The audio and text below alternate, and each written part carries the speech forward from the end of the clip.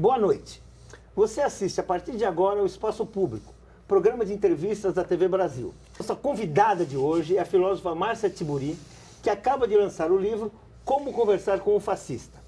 Nele, Márcia discute o ódio que tem dominado as relações humanas atuais, especialmente no país neste momento político. Você pode participar do programa enviando perguntas pelas redes sociais. Para participar da conversa em nossos estúdios, convidamos Márcia Marques, professora de jornalismo da Faculdade de Comunicação da Universidade de Brasília. E contamos, como sempre, com a participação do jornalista Florestan Fernandes Júnior, da TV Brasil.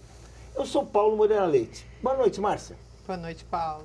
Bem, é um grande prazer receber você aqui, que discute um assunto cada vez mais atual, né? Nesse livro, Como Conversar com um Fascista, Reflexões sobre o Cotidiano Autoritário Brasileiro. Esse está muito atual, inclusive porque eu acabo de chegar do Congresso, onde nós tivemos uma sessão tipicamente desse momento que você define como perverso numa das páginas do seu livro, né? Quer dizer, uma casa que devia ser uma casa da democracia, uma casa da negociação, uma casa na qual os conflitos das lideranças do país pudessem negociar e chegar a uma solução. Nós tivemos, assim, uma sessão que foi a negação de rituais democráticos do Congresso, negação do Conselho de Líderes, que é o organismo assim, que cotidianamente toma decisões no Congresso, para que pudesse ser aprovado um ritual, né, de debate sobre a possibilidade de impeachment da presidente Dilma Rousseff, que assim, é totalmente uma coisa armada pela oposição, com caráter partidário. Para ter uma ideia, quer dizer, hoje se aprovou, votaram chapas para formar a comissão que vai tomar as primeiras decisões sobre impeachment. Daí ganhou a chapa que tinha mais votos no plenário. Então, chapa contra chapa, como se aquilo fosse uma eleição, e não como se aquilo fosse um palco de negociação, como se não fosse exatamente aquilo que você fala tanto, a necessidade de um conversar com o outro, né? Uma coisa muito importante. Aí, pensando assim, a gente vem aqui, chega no seu livro, aí na página 54, né?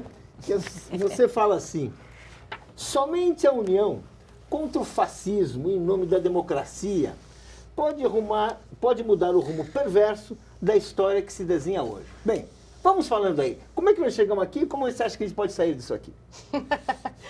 Ó, em primeiro lugar, acho que a gente tem que manter, pelo menos, a nossa capacidade de pensar em ação, porque eu acho que a logística do golpe está sendo construída há bastante tempo e com uma estrutura muito interessante, que é tentar deixar as pessoas todas doidas. Ninguém consegue entender direito o que está acontecendo.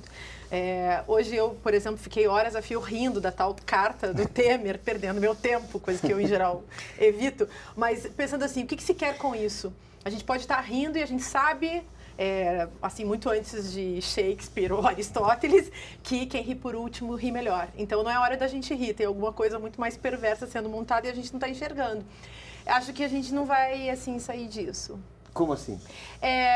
Eu tenho medo, eu acho que o Brasil corre um risco bem sério, não apenas no nível do futuro, do que pode acontecer daqui a pouco, um golpe, de fato, nesse sentido do golpe político, da gente perder, enfim, a eleição que a gente conquistou, enfim, o que os cidadãos conquistaram, né? Porque aqui eu não estou falando nem de partido político, é uma conquista democrática, a eleição de, enfim, um candidato legitimamente. Mas tem uma coisa que a gente já perdeu. A gente já perdeu no tempo presente, a gente já perdeu a noção de democracia. Nós não temos isso. Eu acho que no Brasil hoje não se trata nem de tentar manter a democracia, a gente vai ter que reconquistar a democracia. Bem, antes de prosseguir a entrevista, que eu acho que colocou bem essa questão, vamos poder voltar. Antes de prosseguir a entrevista, vamos conhecer um pouco mais sobre a filósofa Márcia Tiburi.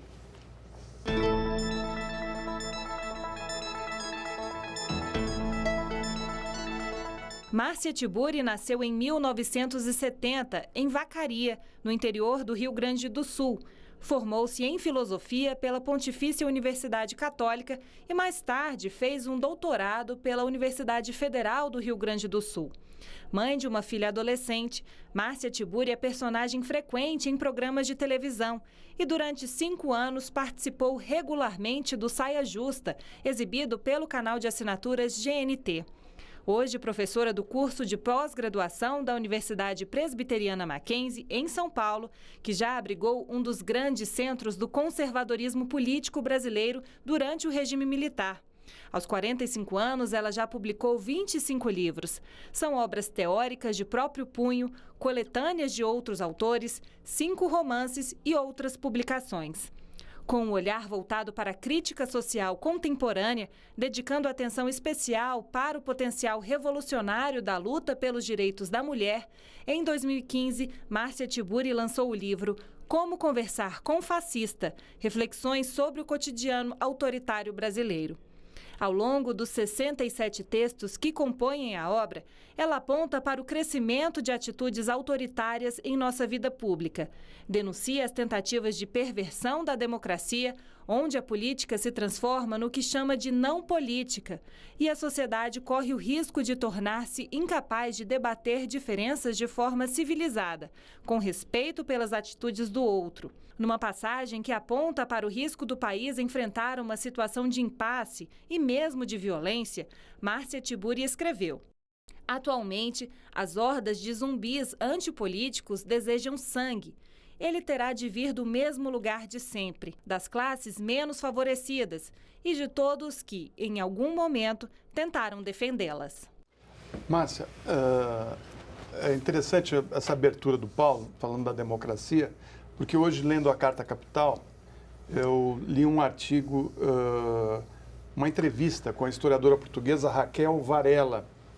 Ela diz o seguinte, que ela só vê uma saída para as democracias, a democracia direta. O cidadão, segundo ela, precisa ter poder de fato. Ou seja, a democracia que nós temos hoje não dá conta mais dos interesses do cidadão. E ela cita que na Europa, em 1945, a relação pobre para rico era de um rico para 12 pobres. Hoje é de um rico para 530 pobres. Ou seja, o Estado já não está dando mais conta do bem-estar social. Ou seja, a democracia, como você disse, no Brasil está chegando num momento crucial. Como é que você colocaria essa questão? Você concorda? Existe a possibilidade de uma democracia direta?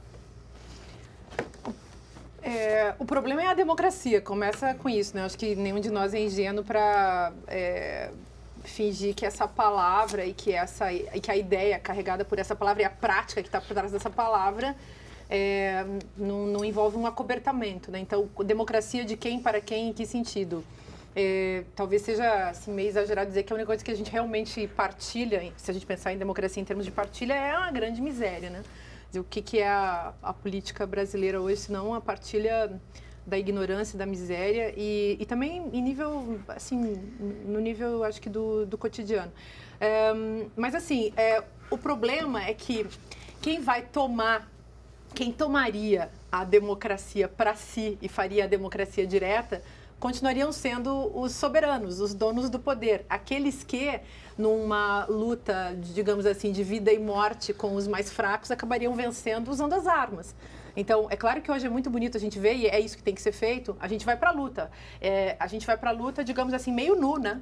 O estudante vai para a luta desarmado, a feminista vai para a rua desarmada, todo mundo vai desarmado. Os poucos deputados que estão no Congresso lutando ainda por democracia no Brasil estão desarmados e existe um sujeito que tomou para si o lugar do cidadão, que é o lugar do coronel, que é o lugar, enfim, do sujeito que tem o poder quase do gládio, né, soberano, e esse sujeito é que define o que pode acontecer. Então, eu acho bem difícil a gente falar em democracia assim tão direta, considerando também as condições da ignorância da população que facilmente é conduzida por um cabresto, hoje em dia por um discurso neofundamentalista, neopentecostal, enfim, pelo discurso do ódio também, que envolve a matança e toda essa propaganda da matança, da matabilidade aí dos jovens, dos negros, enfim, de todos aqueles que são indesejados. Os homossexuais. Os indesejáveis pelo sistema capitalista, que é o sistema da produção e do consumo, sendo que produção já é uma questão que a gente pode discutir um pouco, mas o consumo, isso é certo. Se você não é um consumidor, acho que isso Isso é uma questão que a gente tem que também ter em vista, né? Mas tentando ser um pouco otimista num mar de notícias ruins que nos tem cercado ultimamente, essa ação, por exemplo, dos jovens em São Paulo, elas rompem um pouco com isso, porque eles conseguiram se comunicar e fazer um discurso que desmontou o discurso autoritário do governador de São Paulo, por exemplo. Né? São os meninos que vão para a rua e com a sua linguagem, usando as redes e saindo dos canais aos quais nós estamos acostumados de comunicação, que eles rompem. Aí a minha pergunta é, será que eles estão rompendo o analfabetismo político? Será que eles estão apontando para uma possibilidade de quebrar esse discurso autoritário? Então, acho que todo mundo também está tendo uma super confiança nos jovens agora. Eu estou com essa confiança, imagino que vocês também estejam. Ao mesmo tempo, eu confio, por exemplo, nesse afeto da luta. Isso que faz você querer outra coisa. Que lute como uma menina, eu achei muito interessante, lindo. Que é uma mudança de padrão. Né? Então, tem tudo isso, essas descobertas incríveis. Lute como uma menina. E aí essa coragem feminina e essa força, enfim, que esses jovens têm demonstrado. Ao mesmo tempo, eu fico também sempre pensando, podemos ir com toda a nossa força afetiva. Estamos acordados e lúcidos para as estratégias do inimigo? Porque o inimigo não joga limpo. Você vai de peito aberto lutar como uma menina e do lado de lá tem um povo todo muito armado para violentamente, usando todas as armas, as mais pérfidas, inclusive armas físicas, que é o que está em jogo hoje quando se fala de polícia. A polícia como uma instituição que vem exercer o poder / violência na inexistência de um poder democrático. Não está em jogo mais um poder democrático. Eu acho que não está em jogo democracia, acho que está, nesse caso, né, acho que está em jogo mesmo a potência autoritária e que não conta de jeito nenhum com uma perspectiva contrária, com um afeto contrário, com uma estratégia contrária. Só que, ao mesmo tempo, quem está lutando contra o autoritarismo não pode ser ingênuo de achar... Eu, por exemplo, acho que o governador o Alckmin, está fazendo, evidentemente, uma conversa fiada para ver se o pessoal agora, final de ano, férias, Sim. a Natal, Ano Novo, Carnaval, ver se todo mundo esquece isso. Enquanto isso, ele fecha as escolas. Inclusive, uma coisa é certa, o processo de aniquilação da educação, e em São Paulo, em todos os estados, no Brasil todo, vem acontecendo do jeito tão claro. Você primeiro sucateia, humilha os professores pelo seu salário, pela sua falta de formação, vai acabando com tudo. Quando chega nos estudantes, só essa alegria política juvenil que eu acho que nós, como mais velhos, temos que manter. Mas é só isso que está movendo essa garotada. Mas tem umas coisas interessantes. Por exemplo, um dos meninos, quando o governador estava dando a entrevista anunciando que tinha revogado, foram conversar com um dos meninos e o menino disse assim, precisamos esperar a publicação no Diário Oficial. Eu acho que tem algumas coisas que mexem, que fazem a gente também pensar que, sim, tem um discurso autoritário, mas eles fazem sempre esse mesmo jogo apoiado no mesmo sistema de mídia, e a mídia hoje não é mais o único sistema pelo qual as pessoas podem se comunicar. Acho que esse é um... Você tem outros meios, né? Seriam. Mas não é um otimismo, eu costumo ser otimista, mas é difícil. Eu costumo ser muito otimista, mas acho que a gente vai ter que encarar assim, uma certa dureza da realidade para poder... pesado é aqui, né? Para poder ultrapassar essa história. Mas acho que, então, é bem importante a gente pensar que não são as redes que provocam isso, né? Porque tem muita gente que acha, no caso do feminismo, então nem se fala. Como se pensa assim que as redes que estão provocando isso, ou se a gente pensar na história das ocupações nas ruas, dos movimentos, das primaveras todas, dos ocupais que aconteceram, muita gente acha que são as redes que providenciam isso. O papel das redes é importante, mas eu acho que no fundo, por trás dessas redes, as redes permitem fazer operar um afeto.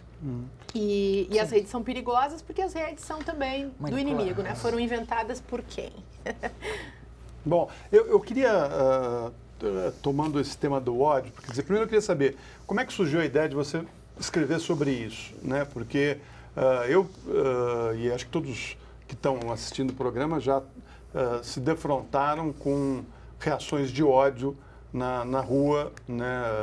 De ouvir gente falar assim, vai para Cuba, você gosta de bicicleta, gosta de andar de bicicleta, vai para Cuba.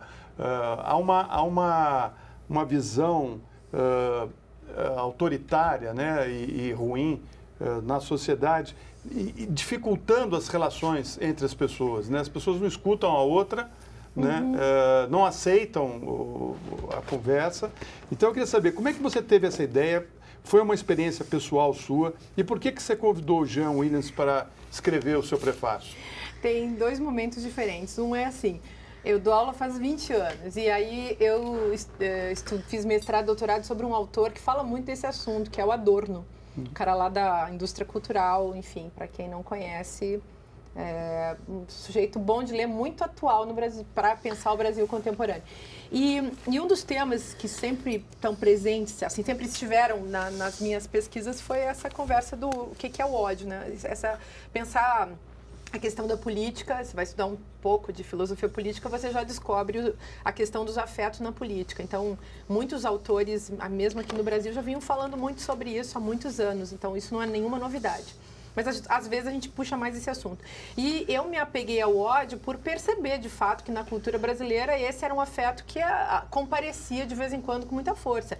E os meios de comunicação, eles fazem o favor de administrar esse ódio. Então, um desfavor, na verdade, para a cultura brasileira, porque eles administram esse ódio. Os meios de comunicação realmente conduzem os afetos populares. Acho que isso infelizmente, é bem verdade. Você leva as pessoas a um pensamento mais democrático ou mais autoritário. É como se os meios de comunicação administrassem regimes de pensamento. Numa cultura de carência de pensamento, de ausência de reflexão, isso é um poder inacreditável. E a filosofia não tem muita vez nesse tipo de lugar também. Mas aí tem esses insights que você tem no cotidiano também. Eu pesquiso a questão do cotidiano. Eu escrevi um outro livro que é o Filosofia Prática, em que eu tentei formular um conceito de cotidiano para a gente poder pensar o que é isso, que não é o natural. Eu posso interromper um pouquinho? Só quero falar uma coisa. Eu só quero... Tá, fala, só quero... Não, porque eu estou achando que a senhora está indo muito para um pessimismo assim meio grande. Eu sinto assim uma dialética negativa aí, né? Já que falamos de Adorno, que eu conheço por um parágrafo, mas eu sinto assim uma coisa... Você conhece a dialética negativa, então tá bom. Né? Não, peraí, porque eu tô achando, só para falar, vou problematizar um pouco a conversa para não ficar assim. A mídia tem esse poder absoluto, muito grande. Né? Você fala dos falsos pastores, dos pseudo-jornalistas, da propaganda disfarçada de jornalismo... Né? Ela não consegue esconder o seu fascismo, tudo bem. Mas se a gente for pensar, existe alguma coisa que é uma resistência a ela que é real. Se não houvesse essa resistência, o Brasil provavelmente não teria saído da ditadura militar. Tá bom. Porque foi instalada e apoiada inteiramente pela mídia. Vamos falar mais, eu quero problematizar aqui. Né? Aí quando a gente chega no que está acontecendo hoje no Brasil, que é um processo que a mídia está tomando a iniciativa e está quase assumindo a direção, isso ocorre depois de 10 anos que ela perdeu a iniciativa.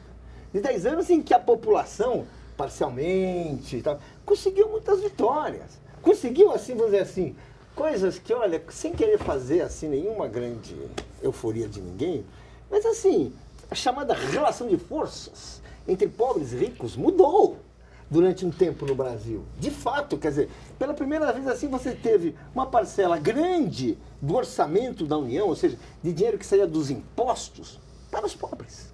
Tá. E que eles passaram a ter coisa, eles passaram a ter crédito. Tem pobre que foi para a universidade. Estou falando tudo isso, não vou ficar longe, vai parecer que eu estou fazendo propaganda e não é isso. Mas eu quero dizer o seguinte, teve uma mudança, apesar disso. Sim. Ou seja, o poder absoluto da comunicação, dos falsos pastores, dos falsos profetas de sempre, dos fariseus, né? E não é tão absoluto assim. Tem uma resistência. Como é que a gente trabalha com isso? Então, esse livro é um ato de resistência. Então, o diálogo é para resistir. Então, mas não é só esse livro, esse livro também, eu sou pessimista teórica e otimista prática. Vamos lá. Vamos fazer o que tem que fazer. Mas eu acho realmente que a gente não está levando tão a sério. E essa vontade nossa, por exemplo, de salvar o nosso lugar na luta, sendo que nem o conceito de luta a gente ainda estabeleceu direito como que funciona. Eu acho que isso nos leva, às vezes, a mascarar o peso pesado da administração e dos jogos de linguagem administrados justamente pelos poderes vigentes. Porque você tem uma mudança social rápida que houve, mas você não teve ainda, a educação ainda não cumpriu o seu ciclo, que é um ciclo maior, que é mais longo. Não tem projeto, tem projeto de educação, não tem educação. Educação a gente pode deixar para lá. E assim, eu já recebo alunos do Bolsa Família, você entendeu? Na universidade hoje. Sim, vai, ok. Mas agora, isso é tudo muito irregular e muito desigual e não mas isso constrói é resistência. um sentido. Isso praticamente é resistência. Sim. Agora, você pega assim, por exemplo, o crescimento das igrejas neopentecostais e da bancada da Bíblia no Brasil e o poder desse povo que administra o quê? Um discurso. Exato. E eu acho, por exemplo, que o fascismo, e essa é uma das teses do livro, ele é um jogo de linguagem administrado. E a luta política hoje é uma luta no discurso. Claro, eu posso fazer jogos muito sujos, mas eu preciso sempre mascará-los com o discurso. Então, o discurso serve a alguma coisa. E quem administra o discurso? Os meios de comunicação de massa, com certeza. Então, você é um resistente, nós 4 aqui estamos resistindo, o povo que está nos assistindo, está todo mundo querendo a resistência, o povo que está lendo esse livro, comprando esse livro, dando de presente de Natal, no contexto familiar, onde, enfim, surge esse tipo de questão. Mas acho que nós não podemos negligenciar esse poder estabelecido, instituído, e que, inclusive, inclui o povo como um excluído no processo. Acho que isso é um jogo também muito do Sul. Mas aí vamos dizer assim, desculpa, aí a gente vai chegar àquela conclusão que tudo é a sociedade do espetáculo e que as coisas não fazem sentido. Não. E que as coisas não fazem sentido e que não vão para lugar algum. Elas não fazem e não vão. Pois é. Mas eu acho que a gente tem um embate. Como não? Não é verdade. Mas eu acho que é um embate forte hoje. Pera, deixa eu terminar um pouquinho. Vai, argumenta. É que não é verdade. Quer dizer, o Brasil hoje é um país melhor do que há 20 anos. Tá. A maioria da população vive melhor do que há 10 anos. Tá, mas acho que não é isso que a gente está Não dizendo. é disso que a gente mas estamos falando de tudo. Tá. Nós estamos falando daquele país, como disse Chico Buarque no seu filme maravilhoso, ele diz assim, piorou porque melhorou. Ou seja, muita gente que nunca tinha nada passou a ter direitos, inclusive, de impor suas verdades, até de manifestar aquilo que nós, do alto da nossa sabedoria, chamamos de ignorância, chamamos de má formação, não tem educação. É a vida. É a vida. É assim que a vida melhora. As pessoas precisam se expressar. Ou seja, você teve não só a partilha da miséria, que é verdade que você falou, mas você teve também um pouco de partilha da democracia. As pessoas têm mais direitos hoje. Sabe, o trabalhador que tem... Mas há um embate para acabar com esses direitos hoje. Não, claro que tem, mas é essa apoiado discussão. nesses dos discursos que então, você mas falou. A luta, Paulo, a luta é a dialética do senhor e do escravo. Claro que é. Não, mas é o desejo de democracia contra o... Mas é o seguinte... O contra-desejo. Mas o que tem a discussão que eu acho que tem... Quer dizer, desculpa, até em vez de perguntar, eu estou falando muito, mas enfim. É que eu acho que tem um ponto importante que a gente está vendo, que não é só uma questão do discurso.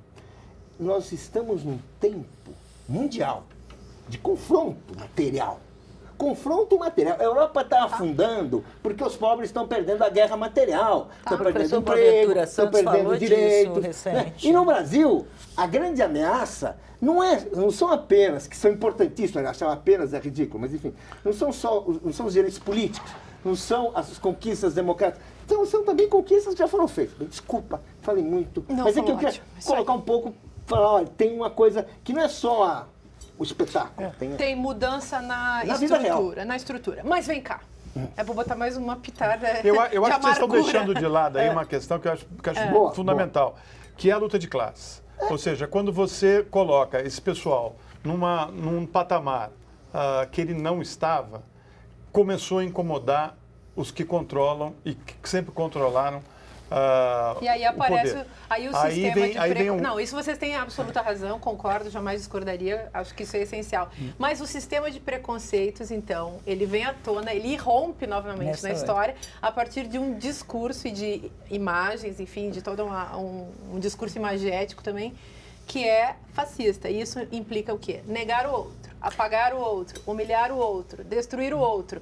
E aí, o problema disso tudo é a gente também ficar pensando que isso é problema mental ou psicanalítico, quando na verdade é apenas um jogo político para manter as classes inferiorizadas, aqueles que no livro eu citei como sendo tudo o que não presta, que é uma fala de um deputado gaúcho, que designa, então, quilombolas, gays, lésbicas, homossexuais, indígenas, como tudo o que não presta. Então, é claro que essa parte da população que foi colocada nesse lugar de exclusão de direitos vem à tona, causando efeitos na esfera da materialidade, da presença, que é algo também que choca.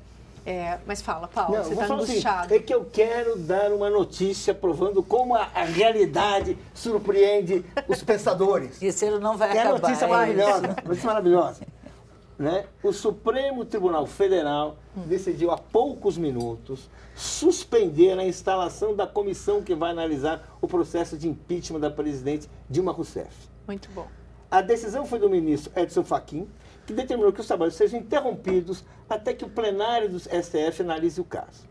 A decisão é resultado de uma ação judicial do Partido Comunista do Brasil, que questionou a forma como foi feita a formação da comissão hoje no Congresso. Autoritariamente. Aquilo que todo mundo viu, né? Então ou seja, a realidade, ela se move. Então ainda você está feliz com a realidade. A gente não vive naquele mundo fechado e controlado, né? Ainda há resistência. Né? Isso que é importante. Eu queria só ressaltar... Só para dar essa notícia, que é boa para os espectadores inteiros saber. O que está acontecendo, né? Essa questão da comunicação, que a gente está vivendo um momento de transição muito forte de um modelo de comunicação que, na verdade, é um modelo de comunicação que foi capturado pelo capital.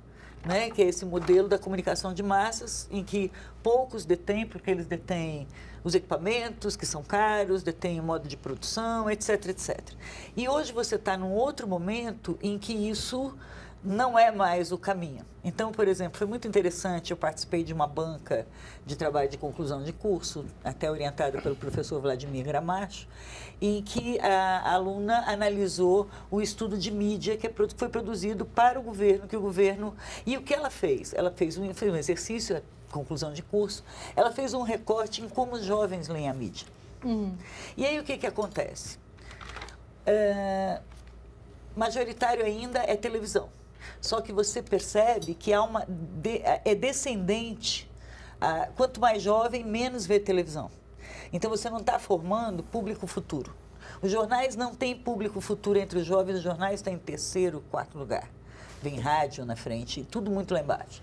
E quando você pergunta onde as pessoas buscam informação, é assim, é uma coluna imensa, é via Facebook, e depois muito pequenininho é o G1 e depois os outros. Entre mas os 10 eu vou botar minha assistem. azeitona nesse pastel aí, que é o seguinte, a mídia, como ela disse, ela tem sim um poder destruidor e de manipulação. Sim, Por quê? Porque no Facebook está a notícia que foi veiculada nesses veículos, ou estou errado? Não só nesses veículos. A questão falta investigar ainda isso. Vamos partir para um rápido intervalo. Voltamos em instantes com a filósofa Márcia Tiburi. Não saia daí. O problema é que...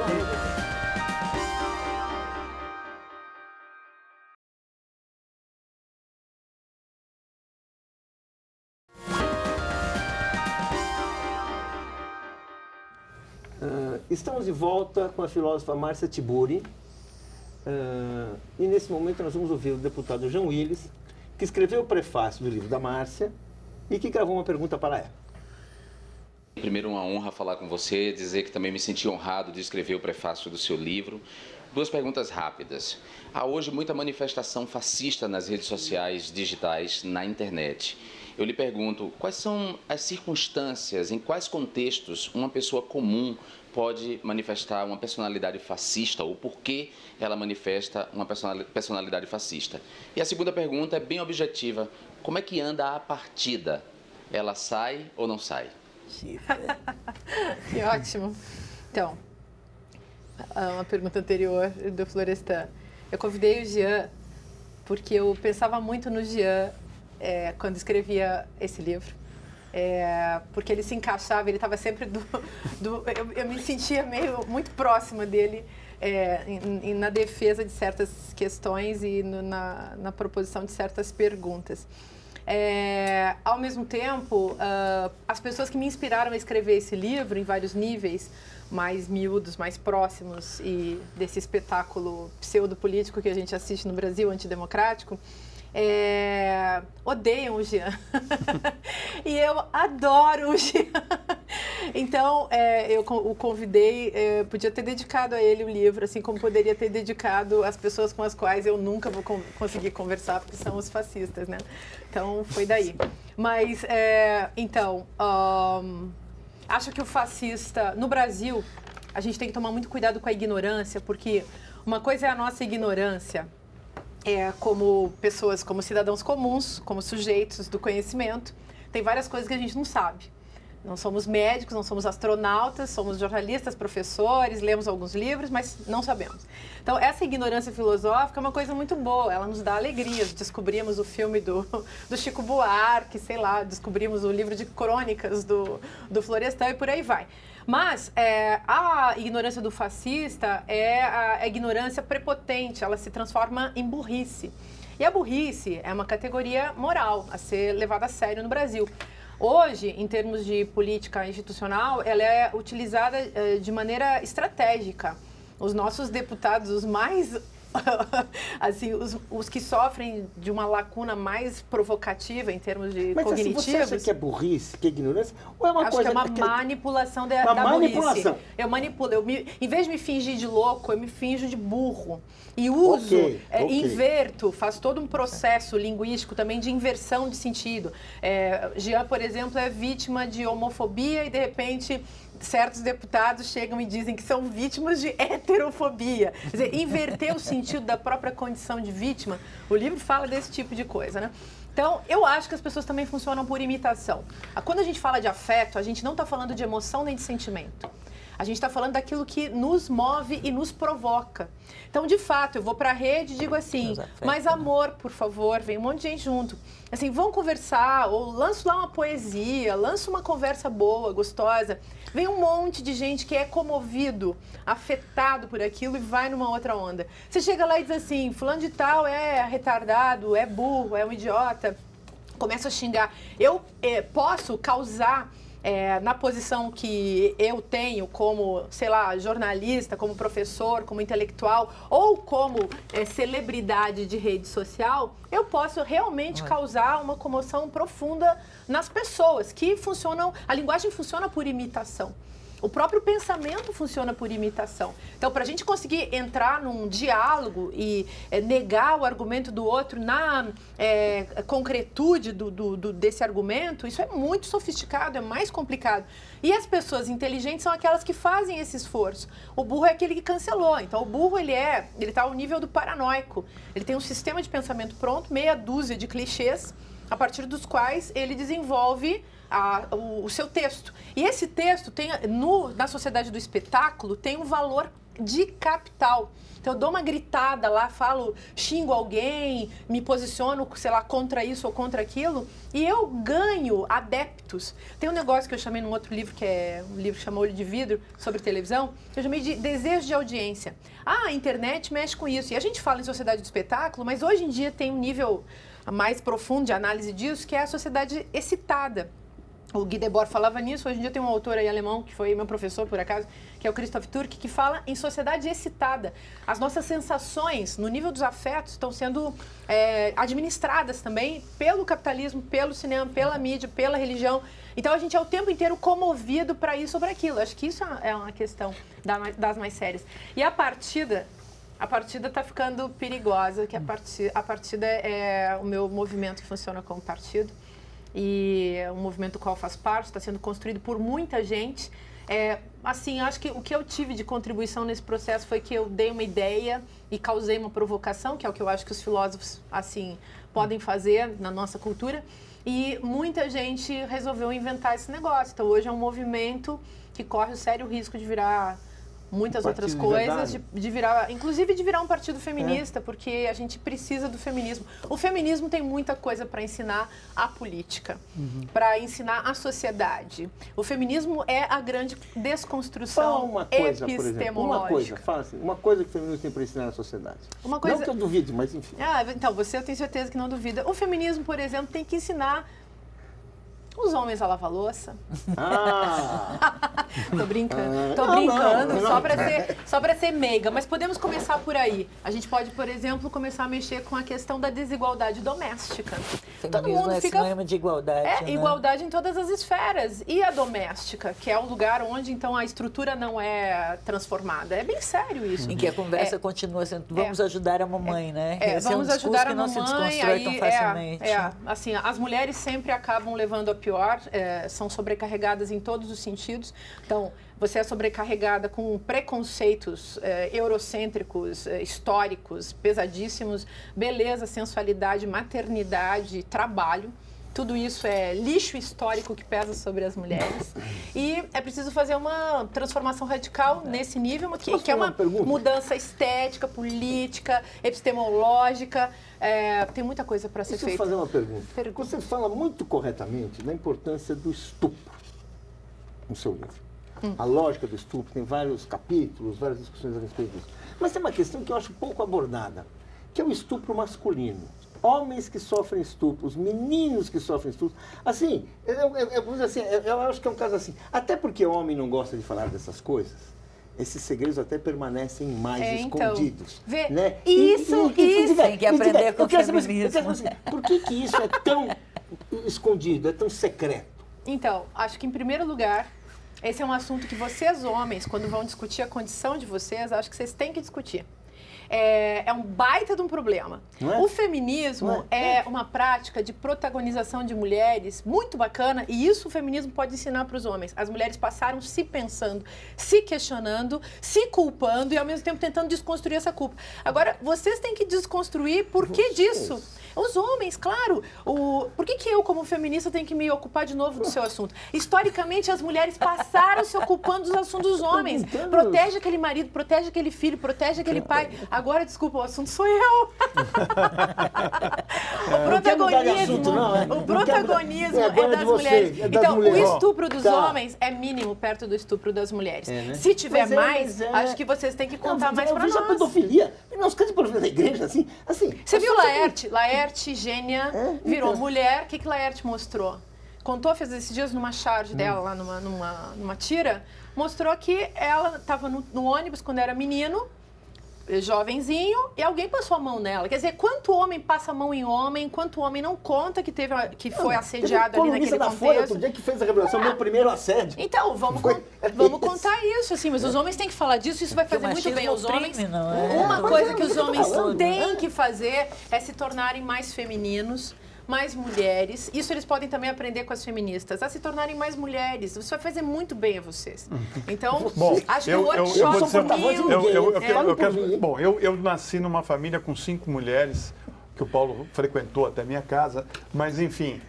faço todas as tarefas de casa, lavo, passo, enfim, talvez até melhor que muitas mulheres que estão aí e não reclamam. Você pode dar workshop para os seus colegas. Mas o que eu quero te perguntar é o seguinte, eu fiquei curioso de saber como é que a gente consegue falar com fascista?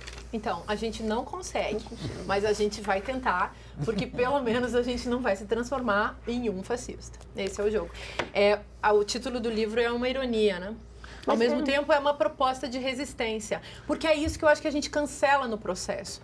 Eu sou xingada do lado de lá, eu posso tomar aquele xingamento como algo que me atinge, me afeta, me toca. Mas eu posso também não. Eu posso pensar, esse sujeito se expressa a partir daquilo que ele sente. O que ele sente pertence a ele. O que eu sinto pertence a mim. Eu sou uma primeira pessoa, na minha relação com ele é uma segunda pessoa, e a gente tem que fazer essa diferença entre primeira pessoa e segunda pessoa no jogo da linguagem. Mas eu realmente propus aqui, fiz uma listinha de como trabalhar o diálogo como resistência, está na página 46, depois recomendo para os leitores. E ali tem uma estratégia, você tem que passar por tempos, por sustentar o processo do diálogo. O diálogo é a abertura para o outro, isso que os nossos povos nativos do Brasil tinham e continuam tendo, e isso que Colombo, Pedro Álvares Cabral e os europeus e os donos da economia internacional e os coronéis do Brasil não têm, até hoje, abertura para o outro. São idiotas, no pior sentido. São fechados dentro deles mesmos. E então a gente pode tentar fazer isso com uma prática de resistência. Acho que é para a gente sobreviver subjetivamente. Boa. Eu queria perguntar, a Priscila Moreira pergunta pelo Facebook. Gostaria que a Márcia falasse sobre o perfil dos batedores de panela e dos manifestantes de direita, que na maioria tem nível superior, são brancos e ganham salários altos. Quer que eu fale mesmo? Que ela pede que você fale. Então, eu acho que é uma parcela da população bem pequena. Eu acho que, assim, são pessoas que, em princípio, para começar, não têm senso do ridículo. Porque é ridículo, sobretudo isso. Então, essas pessoas estão tão desligadas do mundo onde elas estão vivendo, não estão acompanhando os cenários diversos em termos políticos, econômicos, não estão vendo o que os movimentos sociais estão fazendo, não estão vendo o que está acontecendo com as inversões. Hoje, a periferia é centro dela mesma, né? Então, é muita falta de noção do país onde se vive. Eu recomendo sempre muito para os meus estudantes, nos lugares onde eu dou curso. Aí, meu lado professora me obriga a fazer isso aqui. Leia um livro chamado A Ralé Brasileira, do Gessé Souza. É um dos melhores livros para entender o Brasil e para você deixar de ser um extraterrestre, no mau sentido, assim, da pessoa que não sabe em que sociedade está vivendo. E, quer dizer, ali aparecem todas as, assim, um cenário, ele tenta desenhar lá com seus estudantes, uma apresentação das figuras do Brasil, né? Então, sei lá, a pessoa, por exemplo, que vai para a igreja neopentecostal, que a gente adora criticar, mas é bom saber por que essas pessoas vão nesses lugares. A pessoa que consome, a pessoa que trabalha como empregada doméstica, a pessoa, enfim, que está na condição da miserabilidade, que é esse sujeito que ele chama da ralé. Então, recomendo muito que as pessoas leiam esse livro. Não precisa nem ler com muita profundidade, dá uma lida, assim, pega o livro, é um livro grande, para deixar de fazer papelão. Então, acho que é disso que se trata. Fazer papelão é não entender o país que vive, é isso? É isso. E aí sair batendo panela, né, gente? É com muito a ridículo. da CBF. Aquelas panelas, assim, que você comprou no shopping, não sei qual, da marca não sei qual, que custou não sei quanto de dinheiro. Vergonha, né? É tão ridículo que fica difícil eu falar disso, porque essas pessoas realmente não estão lidando com nada de concreto, elas estão apenas fazendo um espetáculo.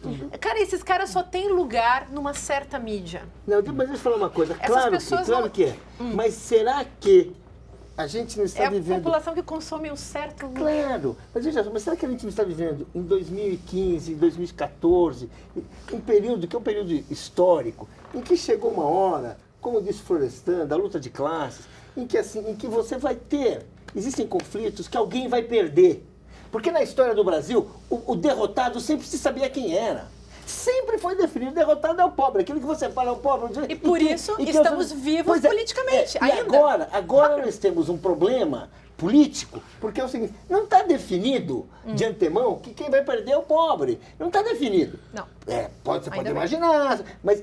E aí você tem onde que alguém vai perder. E pela primeira vez, essas pessoas que sempre ganharam correm o risco de serem elas perdedoras. Mas será que não é isso que transforma a luta num conflito que ninguém consegue se entender? Sim, mas porque tem um lado que precisa ceder e não quer ceder? O que a pessoa vai perder, gente? Vai perder os privilégios burgueses. Gente, você vai ver. Não gosta dos privilégios burgueses? Pois é, porque a burguesia é cafona, gente. É cafona. É cafona. Você acha que a sua vida vai ser melhor porque você vai comprar aquele carro, não sei de que tipo, e vai para aquela casa na praia, aquela viagem que você nunca quis fazer? Gente, um negócio hoje, por isso que os jovens estão acordados politicamente, a gente quer alegria política. Essa depressão política que nos é vendida pela publicidade, pelos políticos oligarcas, por esses caras que são os coronéis de sempre, são também atrelados a uma classe social que é muito cafona. A forma de vida, a forma estética, ética e política de viver da burguesia é cafona. A gente quer festa, a gente quer carnaval, a gente quer alegria política. Por isso que eu confio. Esse é meu lado otimista. É isso que a gente faz, por exemplo, com a partida. A gente quer isso. Uma das categorias que a gente usa, aliás, é alegria política, contra essa depressão orquestrada, essa coisa tirânica que Spinoza já falava lá no século XVII, deixar o povo louco de triste, Sim. Aliás, doente, né? combina muito, né? Deixa o povo triste para que o povo fique inativo, para que o povo não queira fazer política. Sem reação nenhuma. E isso combina muito com o cenário do consumismo, combina muito com essa conversa toda em torno da crise econômica brasileira. Crise para quem? Qual que criminaliza crise? a política, né? Ao mesmo tempo. A essência do indivíduo é ser político, nós como seres sociais. Pois é. Você tem todo um discurso que também vai nesse caminho. Agora, é interessante que você percebe que essa manifestação da classe média, que eu não acho que é pequena, é grande, porque nós temos uma classe média muito grande, né? Ou seja, esse pessoal que está nos grandes centros, eles têm o direito de se manifestar, de falar não estou gostando e tal, não sei o quê. Eu acho só que eles querem mudar o jogo, perderam a disputa e querem tirar no tapetão o poder da mão dos que venceram a eleição, democraticamente, né? Então, assim, o que me parece que eles estão tentando remontar uma situação que nós já vivemos em 84, quando as diretas foram negadas, a gente foi para a rua pedir direta já, e eles no Congresso derrotaram e dividiram o poder entre eles. Tá. E depois com Collor e agora de novo. Tudo bem, mas então, a gente pode falar do absurdo do pedido de impeachment nessas condições em relação ao atual governo.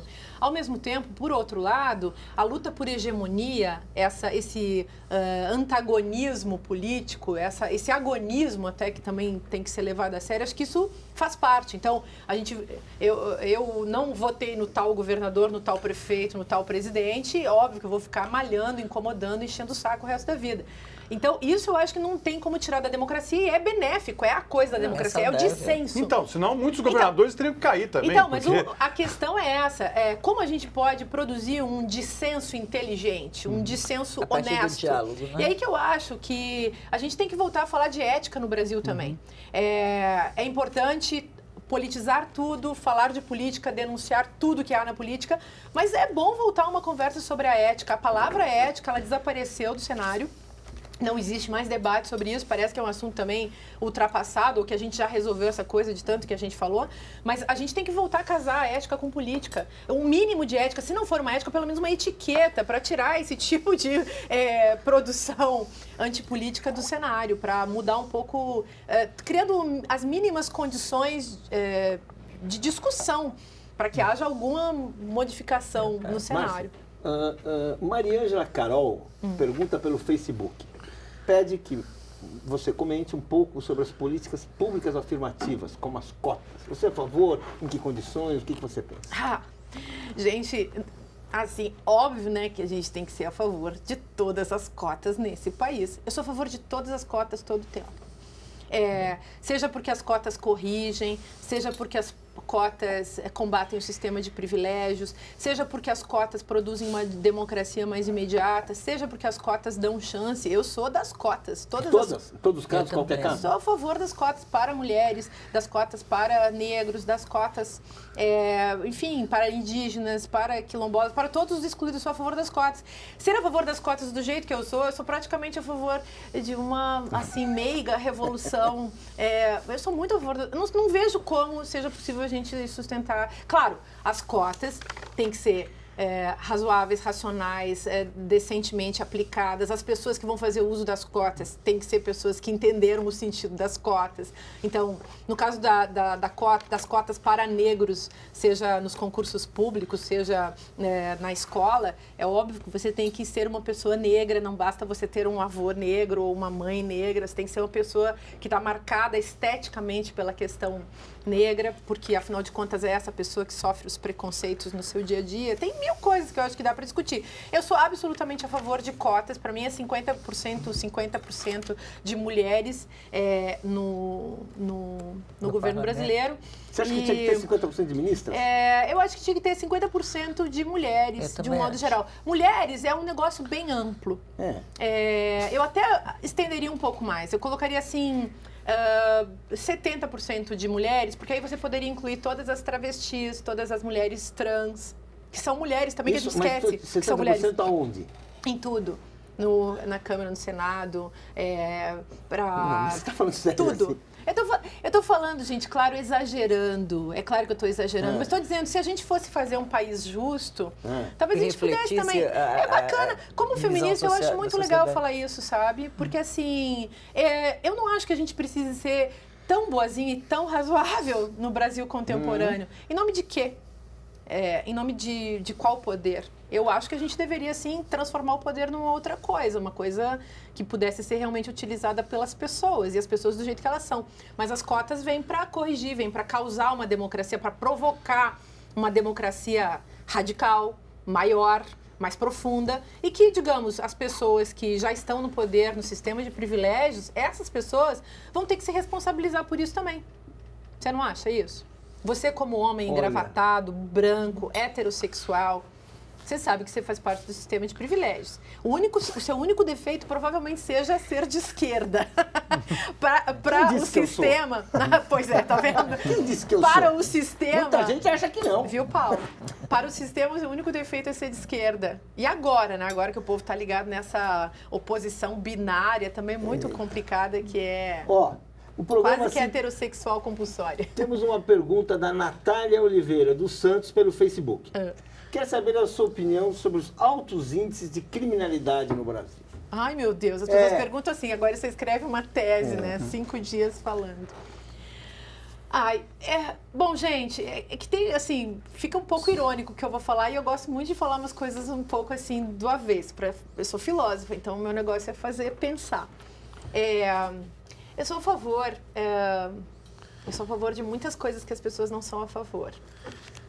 Então, assim, eu não vou falar o que eu penso. Você é a favor da pena de morte? Eu não vou falar o que eu penso. Você é a favor da pena de morte? Claro que não, né? Tá bom, não, você foi só de uma coisa, eu não sou a favor. Mas no Brasil não precisa, né? Porque a pena de morte está instaurada e ela não é legalizada. Mas a pena de morte está dada. A execução é o nosso caminho, a gente está no estado de tem alguma coisa matança. ali com o tráfico de drogas, o combate... Gente, é também complicado você dizer eu sou a favor ou sou contra. Se eu disser que eu sou a favor, por exemplo, eu sou a favor do assalto. Você é a favor do assalto? Não, eu penso assim, tem uma lógica no assalto. Uma lógica no assalto. Eu não tenho uma coisa que eu preciso, eu fui contaminado pelo capitalismo, ou assim, eu tô... Começa a pensar do ponto de vista da inversão. Então, eu não vou falar em termos do que eu sou a favor, porque assim, tem muitas coisas que são muito absurdas. Se você vai olhar a lógica interna do processo, você vai dizer, sabe que isso seria justo dentro de um contexto tão injusto? Muitas violências são justas num contexto muito injusto. O roubo famélico eu não tenho dúvida que é justo. Então, começa... O roubo famélico eu não tenho dúvida que é justo. O assalto, que implica violência, existem ameaça... certas violências que, assim, são até tratadas também pelos meios de comunicação como violências máximas, como, por exemplo, você chama de terrorista quem? Você chama de vândalo quem? Então, é óbvio que você começa a olhar a lógica interna... E você começa a ver que a violência é uma coisa, existem vários tipos de violência e existem violências que podem até ser lógicas dentro do processo e podem até ser revolucionárias e corretivas. Eu queria que você falasse de uma coisa. O Brasil está discutindo uma lei de terrorismo, uma lei antiterrorismo, que é muito criticada pelos movimentos sociais, que é uma lei que criminaliza os movimentos sociais. Claro. E que coloca o Brasil num contexto quase internacional de um país como se estivesse aqui dentro um problema de terrorismo que não existe no Brasil. Claro que não. O nome da coisa nem é terrorismo. Mas por que nós estamos enfrentando isso? O que é isso? É parte da tentativa de deixar o povo com medo? O que é isso? Vocês querem que eu resolva todos os problemas do Brasil? Não, eu quero que você... Essa é uma questão eu posso tentar. Eu acho que Você é filósofa, pô. Então, é óbvio que tudo isso faz parte de jogos também de linguagem, que são jogos de poder. E é óbvio que se trata de estabelecer um conceito que não faz sentido no nosso cenário. Então, as pessoas não são terroristas porque quebram portas de bancos, nem são terroristas porque se manifestam nas ruas. Para ser terrorista, você tem que fazer um movimento muito mais grave. Aliás, a pessoa que, em geral, pratica um ato terrorista não vai se autodenominar terrorista. As pessoas fascistas também, de modo geral, embora existam exceções, não se autodenominam fascistas. Mas, assim, existe uma oposição assim, bastante radical também entre uma coisa e outra. Eu não estou querendo dizer que fascistas e terroristas sejam a mesma coisa. No entanto, se a gente fosse expandir o conceito, a gente pode dizer que o Estado, existe um terrorismo de Estado, que o modo como a polícia, o Estado e a polícia têm estabelecido um processo contra as pessoas, isso sim é um verdadeiro terrorismo, é um terrorismo de Estado. O que o governo atual, a Câmara, o que os deputados têm feito em relação aos avanços feministas, a questão do aborto no Brasil, por exemplo, é terrorismo? Podemos chamar de terrorismo. Então, terrorismo é um conceito que se usa quando? Qual é o tipo de violência que de fato está aplicada no caso do terrorismo? Eu acho que no Brasil a gente está vivendo um terrorismo por ignorância. Então, essa orquestração da estupidez, da burrice, esses argumentos absolutamente estúpidos. Eu lembro, vou dar um exemplo aqui, assim, um pouco distante de nós, distante de Brasília, mas vocês viram, por exemplo, quando aconteceu essa coisa da Simone de Beauvoir, o Enem, a prova... a Simone de Beauvoir, junto com outros filósofos, foi citada na prova do Enem. E os vereadores da Câmara de Campinas fizeram uma moção contra Simone de Beauvoir. Aí, isso chama-se terrorismo por estupidez. Quer dizer, os políticos que têm que decidir sobre outras coisas, têm que se ocupar com questões muito pragmáticas de uma cidade grande. É a sua teoria do burrismo, da burrice, né? Pode ser o burrismo aplicado na forma de uma violência que não é só violência epistemológica, porque no sentido assim de que vai deixar as pessoas perturbadas. Epistemológica. É você usar um conceito para causar um efeito na cabeça das pessoas, um efeito que é de aniquilamento mesmo da inteligência. Então, falar, por exemplo, isso, né? Fazer uma moção contra Simone de Beauvoir, começar a tratar Simone de Beauvoir como nazista, como fascista.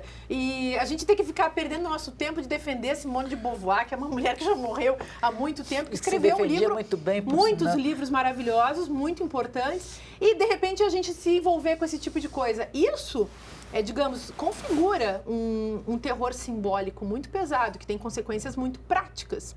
Porque se a gente considerar que Simone de Beauvoir, por exemplo, é uma terrorista conceitual para os terroristas estatais, que, enfim, dominam o Brasil hoje, a gente vai ter que continuar realmente numa luta praticamente sangrenta de ideias, né? Eu acho que as ideias, assim, fazem muitos efeitos na prática também. Bem, nós queremos agradecer a nossa convidada de hoje, a filósofa Márcia Tiburi. Agradecemos também a professora Márcia Marques e ao jornalista Florestan Fernandes Júnior. E agradecemos especialmente a você que está nos assistindo até agora. Para saber mais sobre o programa Espaço Público, entre nos sites da TV Brasil. Eu queria convidar você para a próxima terça-feira, a partir das 11 da noite, para mais um encontro marcado para a gente ver o Espaço Público. Até lá!